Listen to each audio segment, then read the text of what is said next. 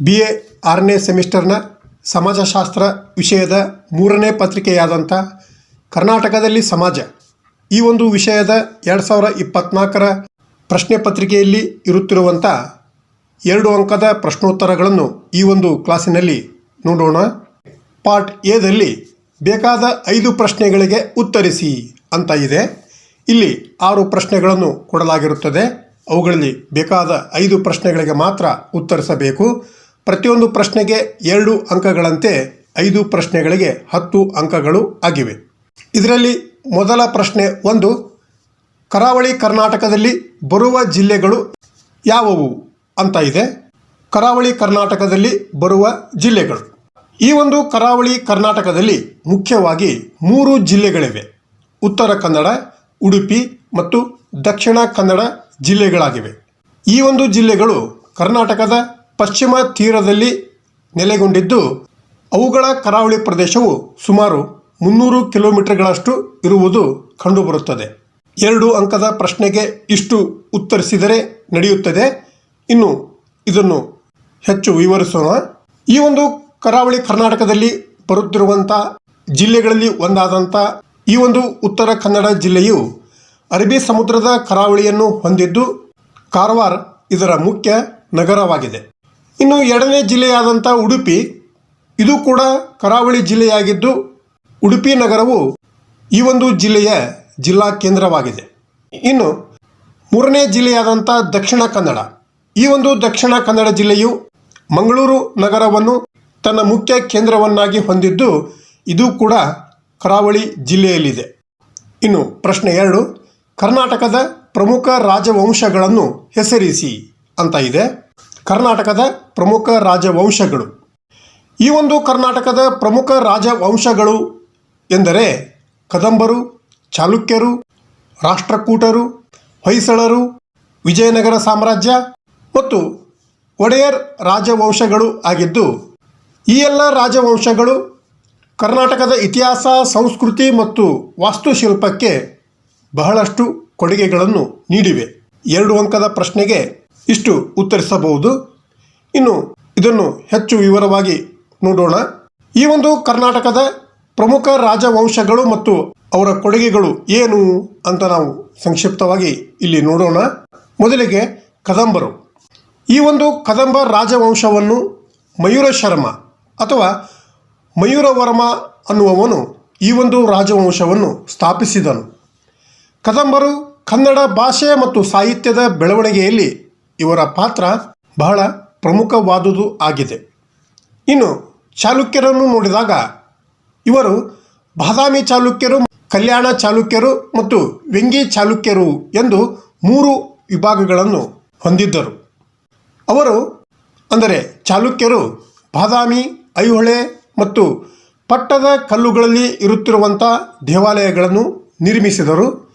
ಈ ಎಲ್ಲವೂ ಈ ಒಂದು ಚಾಲುಕ್ಯರ ವಾಸ್ತುಶಿಲ್ಪದ ಕೌಶಲ್ಯವನ್ನು ಪ್ರದರ್ಶಿಸುತ್ತವೆ. ಇನ್ನು ರಾಷ್ಟ್ರಕೂಟರ ಬಗ್ಗೆ ನೋಡಿದಾಗ ಈ ಒಂದು ರಾಜವಂಶವು ಎಲಿಫೆಂಟಾ ಗುಹೆಗಳು ಮತ್ತು ಎಲ್ಲೋರಾದ ಕೈಲಾಸನಾಥ ದೇವಾಲಯದಂಥ ಸ್ಮಾರಕಗಳನ್ನು ಈ ಒಂದು ರಾಷ್ಟ್ರಕೂಟರು ನಿರ್ಮಿಸಿದ್ದು ಇವು ಅವರ ವಾಸ್ತುಶಿಲ್ಪದ ಕೌಶಲ್ಯವನ್ನು ಎತ್ತಿ ತೋರಿಸುತ್ತವೆ. ಇನ್ನು ಹೊಯ್ಸಳರ ಬಗ್ಗೆ ನೋಡಿದಾಗ ಹೊಯ್ಸಳರ ವಾಸ್ತುಶಿಲ್ಪವು ಕರ್ನಾಟಕದ ವಾಸ್ತುಶಿಲ್ಪದ ಪ್ರಮುಖ ಒಂದು ಭಾಗವಾಗಿದೆ. ಬೇಲೂರು ಮತ್ತು ಹಳೇಬೀಡುಗಳಲ್ಲಿನ ದೇವಾಲಯಗಳು ಹೊಯ್ಸಳರ ವಾಸ್ತುಶಿಲ್ಪದ ಅತ್ಯುತ್ತಮ ಉದಾಹರಣೆಗಳು ಆಗಿವೆ ಎಂದು ನಾವು ಹೇಳಬಹುದು. ಇನ್ನು ವಿಜಯನಗರ ಸಾಮ್ರಾಜ್ಯವನ್ನು ನೋಡಿದಾಗ ಈ ಒಂದು ಸಾಮ್ರಾಜ್ಯವು ಕಲೆ, ವಾಸ್ತುಶಿಲ್ಪ ಮತ್ತು ಆಡಳಿತದಲ್ಲಿ ಶ್ರೀಮಂತ ಪರಂಪರೆಯನ್ನು ಹೊಂದಿದ್ದಿತು ಮತ್ತು ಹಿಂದೂ ಸಂಸ್ಕೃತಿಯನ್ನು ಸಂರಕ್ಷಿಸುವಲ್ಲಿ ಇದು ಬಹಳ ಪ್ರಮುಖವಾದಂಥ ಪಾತ್ರ ವಹಿಸಿತ್ತು ಎಂದು ನಾವು ಹೇಳಬಹುದು. ಇನ್ನು ಕೊನೆಯದಾಗಿ ಒಡೆಯರ್ ರಾಜವಂಶವನ್ನು ನೋಡಿದಾಗ ಮೈಸೂರು ಅರಮನೆಯು ಒಡೆಯರ್ ರಾಜವಂಶದ ಆಳ್ವಿಕೆಯಲ್ಲಿ ನಿರ್ಮಿಸಲಾಯಿತು. ಈ ಎಲ್ಲ ರಾಜವಂಶಗಳು ಕರ್ನಾಟಕದ ಇತಿಹಾಸ ಮತ್ತು ಸಂಸ್ಕೃತಿಯ ಮೇಲೆ ಶಾಶ್ವತವಾದಂಥ ಪ್ರಭಾವವನ್ನು ಬೀರಿವೆ ಎಂದು ನಾವು ಹೇಳಬಹುದು. ಪ್ರಶ್ನೆ 3, ಕರ್ನಾಟಕದ ಯಾವುದಾದರೂ 2 ಬುಡಕಟ್ಟು ಜನಾಂಗಗಳನ್ನು ತಿಳಿಸಿ ಅಂತ ಇದೆ. ಕರ್ನಾಟಕದ 2 ಬುಡಕಟ್ಟು ಜನಾಂಗಗಳು, ಇಲ್ಲಿ ಈ ಒಂದು ಕರ್ನಾಟಕದ ಪ್ರಮುಖ ಬುಡಕಟ್ಟು ಜನಾಂಗಗಳು ಯಾವುವು ಅಂತ ನಾವು ನೋಡಿದಾಗ ಈ ಒಂದು ಕರ್ನಾಟಕದಲ್ಲಿ ಹಲವಾರು ಬುಡಕಟ್ಟು ಜನಾಂಗಗಳಿವೆ. ಅದರಲ್ಲಿ ಕೆಲವು ಮುಖ್ಯವಾದವು ಎಂದರೆ ಜೇನು ಕುರುಬ, ಸೋಲಿಗ, ಗೌಡಲು, ಕೋರಗ ಹಾಗೂ ಸಿದ್ದಿ ಬುಡಕಟ್ಟು ಜನಾಂಗಗಳು ಆಗಿದ್ದು, ಈ ಎಲ್ಲ ಜನಾಂಗಗಳು ತಮ್ಮದೇ ಆದಂಥ ಸಂಸ್ಕೃತಿ, ಭಾಷೆ ಮತ್ತು ಜೀವನ ಶೈಲಿಯನ್ನು ಹೊಂದಿವೆ. ಈ ಒಂದು ಬುಡಕಟ್ಟು ಜನಾಂಗಗಳ ಬಗ್ಗೆ ವಿವರವಾಗಿ ನೋಡೋಣ. ಮೊದಲಿಗೆ ಜೇನು ಕುರುಬ.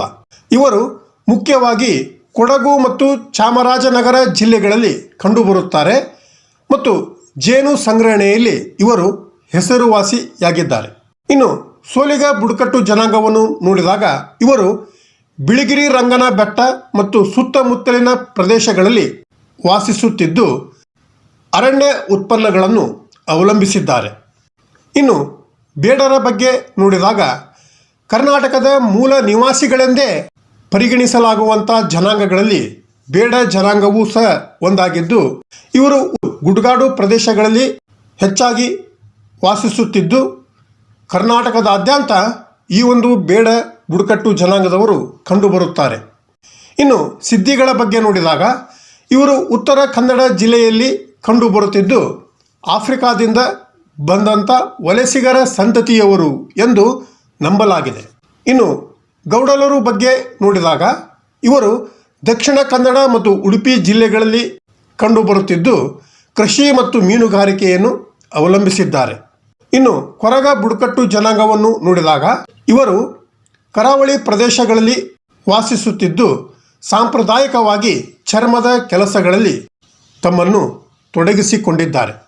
ಈ ಎಲ್ಲ ಬುಡಕಟ್ಟು ಜನಾಂಗಗಳು ಅಲ್ಲದೆ ಇನ್ನೂ ಅನೇಕ ಸಣ್ಣ ಪುಟ್ಟ ಜನಾಂಗಗಳು ಈ ಒಂದು ನಮ್ಮ ಕರ್ನಾಟಕ ರಾಜ್ಯದ ವಿವಿಧ ಭಾಗಗಳಲ್ಲಿ ಕಂಡುಬರುತ್ತವೆ. ಈ ಬುಡಕಟ್ಟು ಜನಾಂಗಗಳು ಕರ್ನಾಟಕದ ಸಾಂಸ್ಕೃತಿಕ ವೈವಿಧ್ಯತೆಯನ್ನು ಹೆಚ್ಚಿಸುತ್ತವೆ ಮತ್ತು ಅವರ ಸಂಸ್ಕೃತಿ ಮತ್ತು ಜೀವನ ಶೈಲಿ ಅಧ್ಯಯನ ಮಾಡಲು ಬಹಳ ಮುಖ್ಯವಾಗಿವೆ ಎಂದು ನಾವು ಹೇಳಬಹುದು. ಪ್ರಶ್ನೆಯಲ್ಲಿ ಕರ್ನಾಟಕದ 2 ಬುಡಕಟ್ಟು ಜನಾಂಗಗಳು ಅಂತ ಕೇಳಲಾಗಿದೆ. ಇಲ್ಲಿ ನಾವು ಹಲವಾರು ಬುಡಕಟ್ಟು ಜನಾಂಗಗಳ ಬಗ್ಗೆ ಹೇಳಿದ್ದೇವೆ. ನೀವು ಪರೀಕ್ಷೆಯಲ್ಲಿ ಇವುಗಳಲ್ಲಿ ಯಾವುದಾದರೂ 2 ಬುಡಕಟ್ಟು ಜನಾಂಗಗಳ ಬಗ್ಗೆ ಬರೆಯಬಹುದು.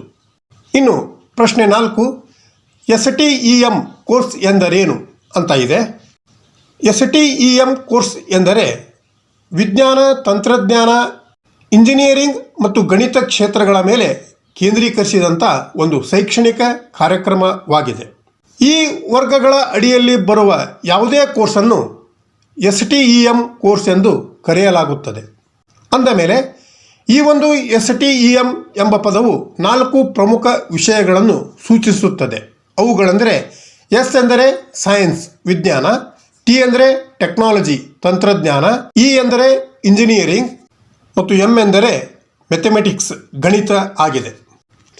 ಈ ಒಂದು STEM ಕೋರ್ಸಿನ ಉದಾಹರಣೆಗಳು ಎಂದರೆ BSc ಇನ್ physics, chemistry, mathematics, BTech computer science, data science, artificial intelligence, robotics, biotechnology ಇನ್ನೂ ಮುಂತಾದವುಗಳು ಈ ಒಂದು ಕೋರ್ಸಿನಲ್ಲಿ ಬರುತ್ತಿರುವಂಥ ಉದಾಹರಣೆಗಳು ಆಗಿವೆ.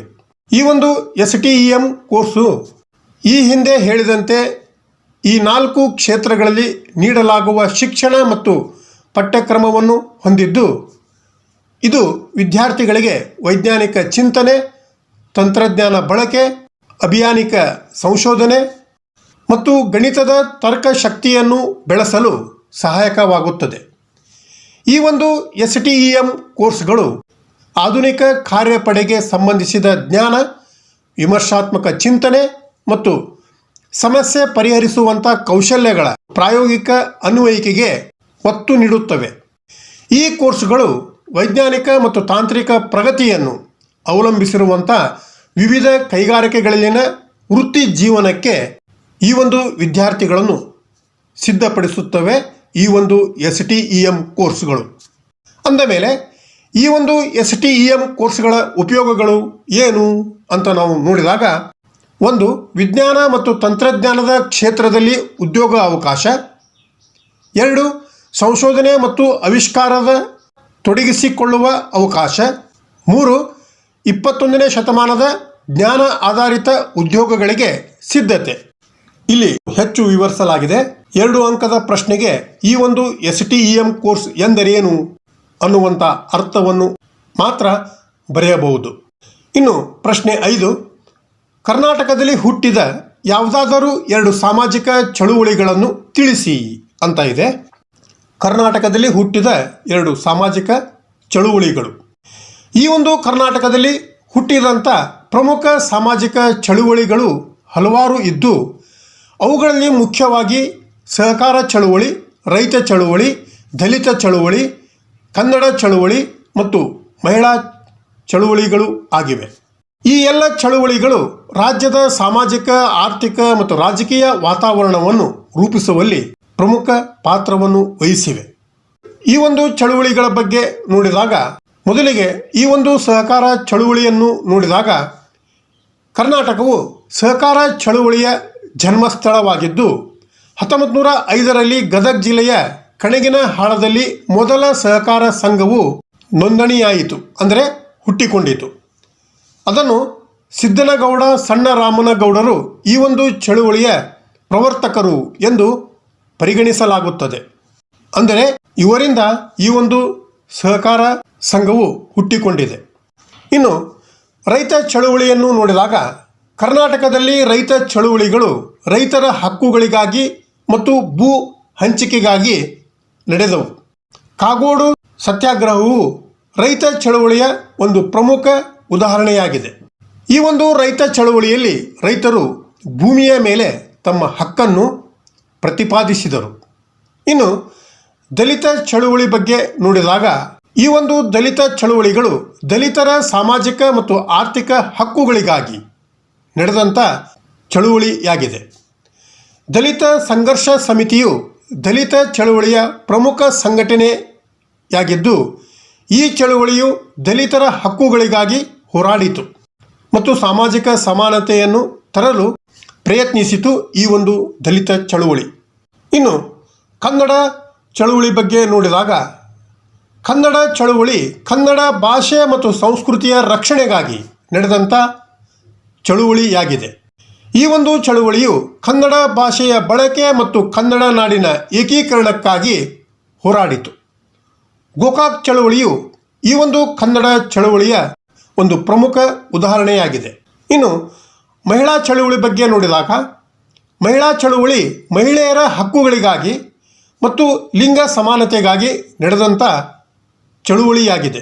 ಈ ಒಂದು ಚಳುವಳಿಯು ಮಹಿಳೆಯರ ಶಿಕ್ಷಣ, ಉದ್ಯೋಗ ಮತ್ತು ಸಾಮಾಜಿಕ ಸ್ಥಾನಮಾನಕ್ಕಾಗಿ ಹೋರಾಡಿತು ಈ ಒಂದು ಮಹಿಳಾ ಚಳುವಳಿ.